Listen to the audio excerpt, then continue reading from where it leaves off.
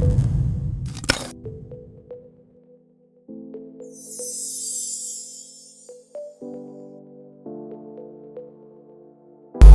a little boy in Mississippi, I was raised by my grandfather and grandmother. My mother moved to Chicago after she left Valley State to find a job.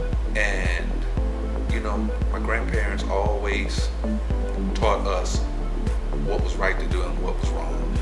I had a great life. Great parenthood.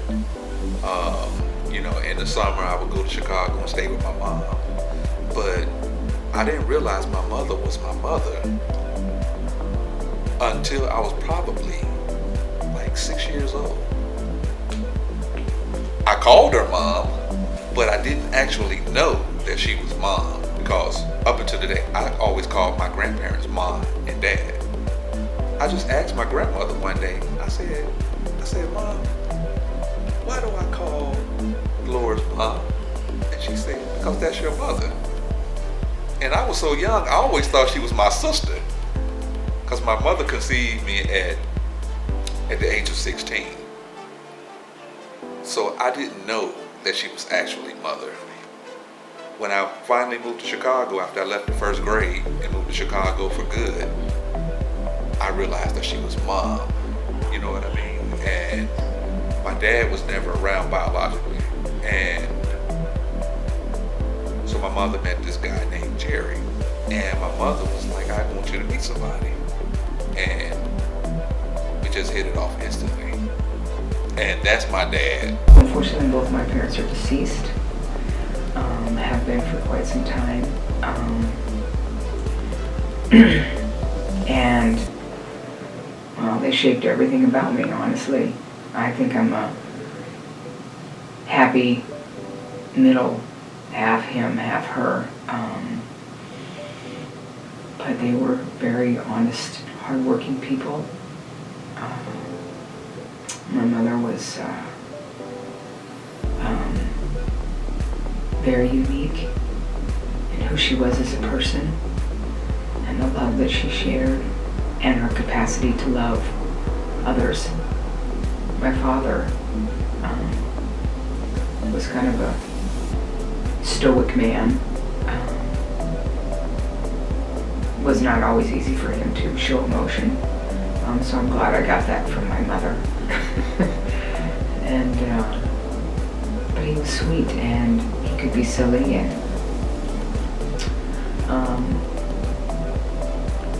and he was very confident, borderline cocky about what he did for a living, and was very proud that he did it well. That I think I'm probably a little bit like.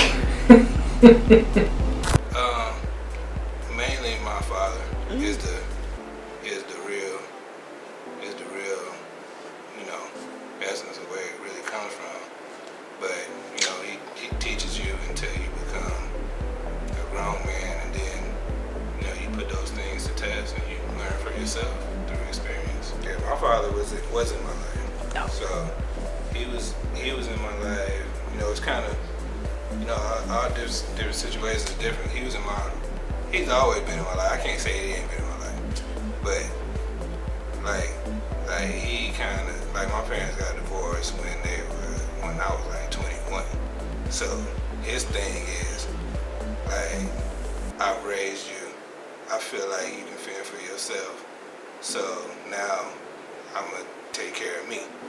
And once you raise the person, you know, you can respectfully, you know, everybody has their own opinions in, and you can be like, yay, nay, but you know, you already grown, so you don't be like, oh, it's a terrible thing and all that stuff, because I'm grown, and he did everything that he needed to do for me.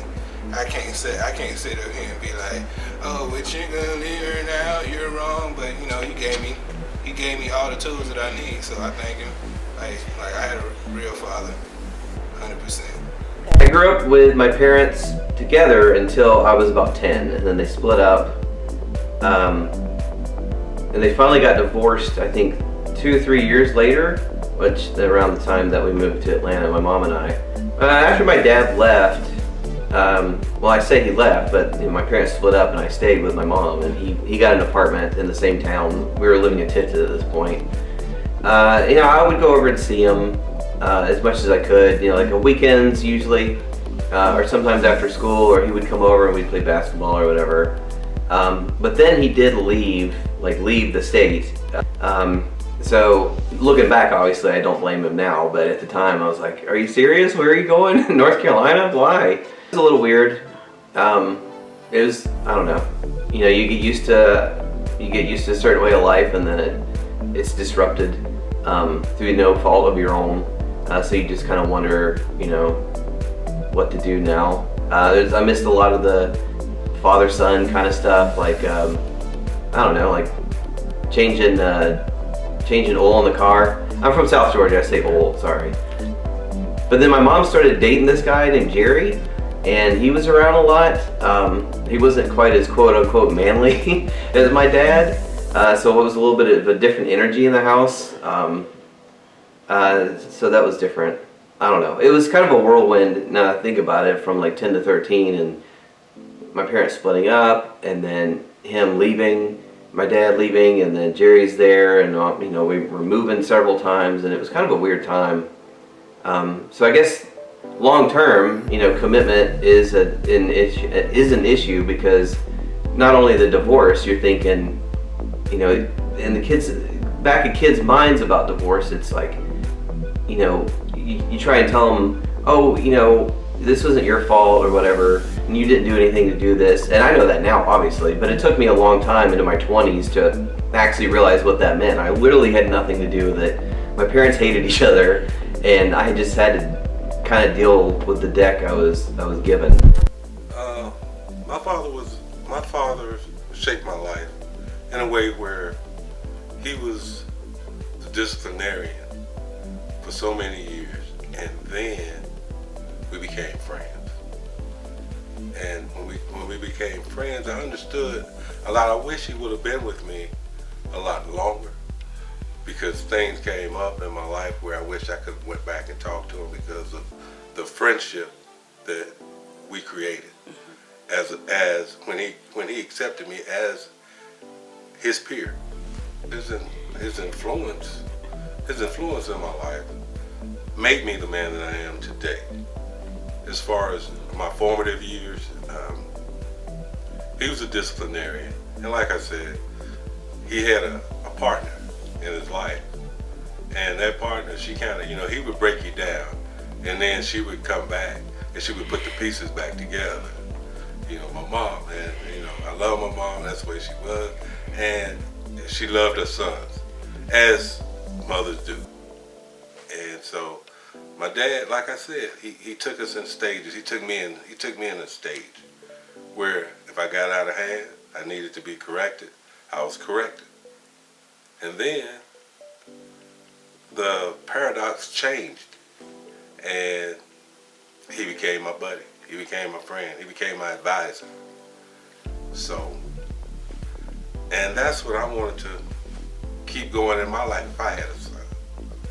To do that same thing. Maybe the things that I saw, that I felt later on in life that could have been done better, then that's what I wanted to do for mine.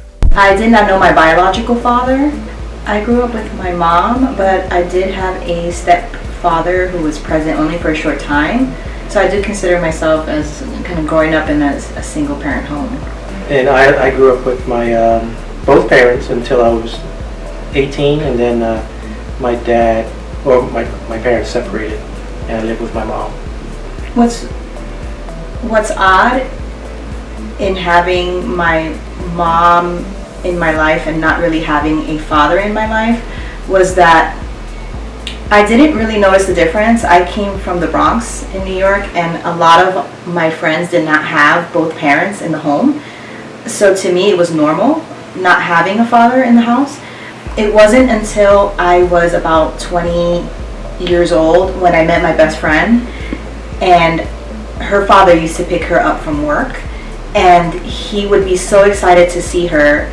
I would kind of look at this relationship in awe, because I didn't know what that was like.